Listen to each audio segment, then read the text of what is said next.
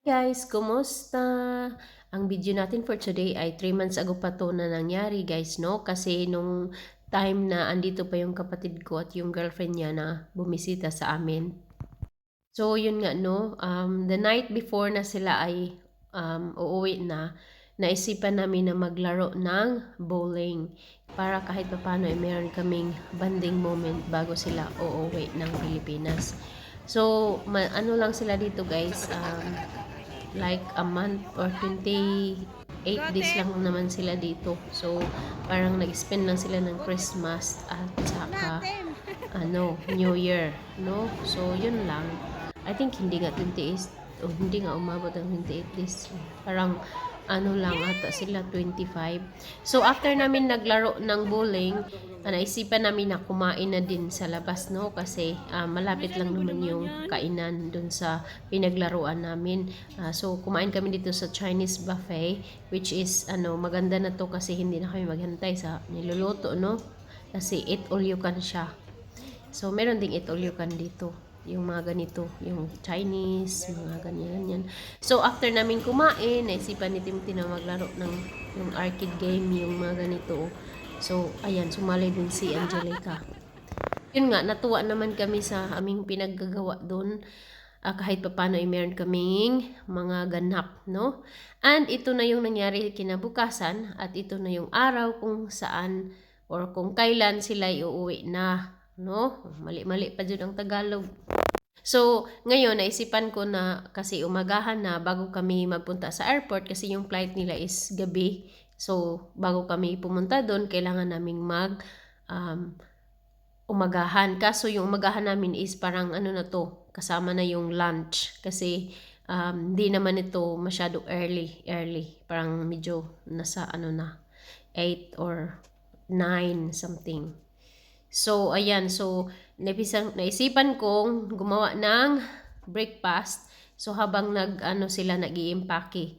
So, ako lang dyan kasi para magawa na nila yung dapat nilang gawin kasi matagal din silang nag-impake kasi nga umalis kami dun, nagpunta kami dun sa 'di ba? Dun sa Yorkshire, dun sa pinsan ng asawa ko. So, ayun nga, ang niluto natin ngayon is English breakfast, which is yung may mushroom, may fried egg, at saka yung pudding, black pudding.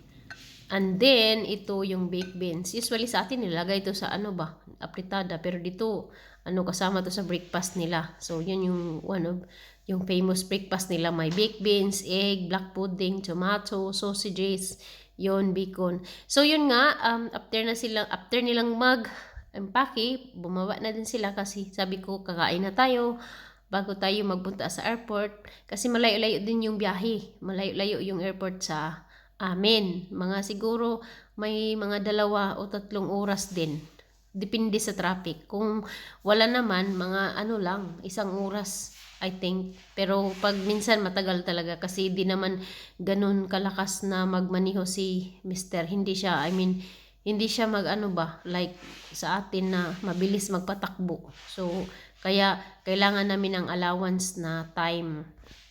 So, ayun nga, no?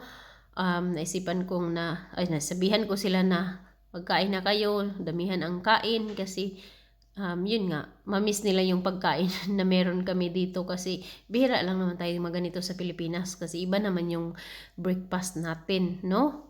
So, si Angelica, first time naman niya dito sa amin. Hindi pa niya nakita yung camera ko. Nakita niya na nagbablog pala ako. So, yan nga yung pagkain, no? Sausages, bread, bacon. So, yun nga, no? Habang kami kumakain, or yun nga, nag-usap-usap kami kung kailan sila ulit makabalik or kung kailan kami ulit makabalik sa Pilipinas.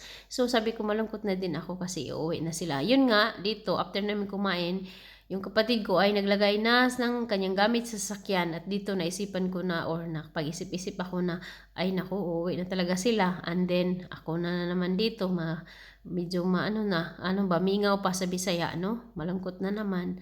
So, yun nga, no, nakatulong sila sa biyahe kasi medyo matagal-tagal talaga yung biyahe, no? Galing sa amin. Lalo na kapag after mong kumain, tapos sumakay ka ng sasakyan, makakatulog ka talaga and then malamig pa this time. Kasi kung nakikita nyo, medyo makulimlim or like gloomy yung weather kasi nga winter time to. Hanggang sa yun nga, nakarating na kami sa airport.